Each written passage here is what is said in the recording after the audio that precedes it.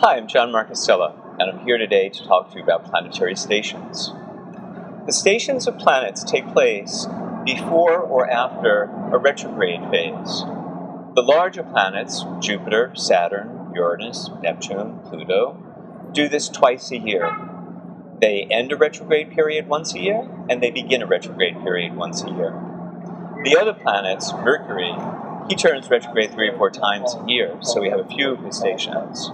Venus, about every year and a half, and Mars every 2.5 years. So there are fewer of those.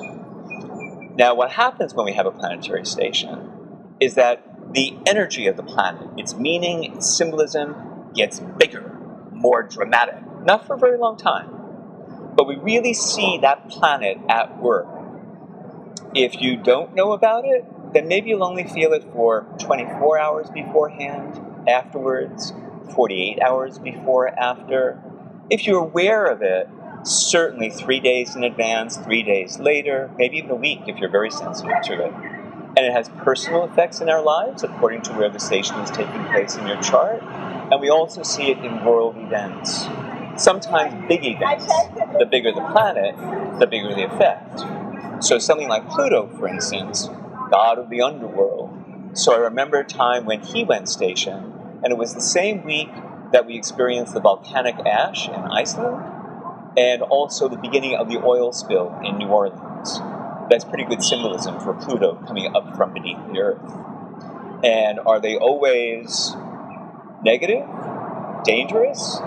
Not always. Most of the times, yes, but not always. And sometimes they're, let's say, ironic. Venus, god of love. I remember one time was going retrograde, and the night before she did, there was a shop here in New York, a bridal shop, that went out of business. And there were a dozen brides beating down the door the next day, the day of the retrograde, trying to get the gowns and couldn't. So just pay attention to them. Astrology is an observational science. So just take a look at the world around you and see what's going on with the planets.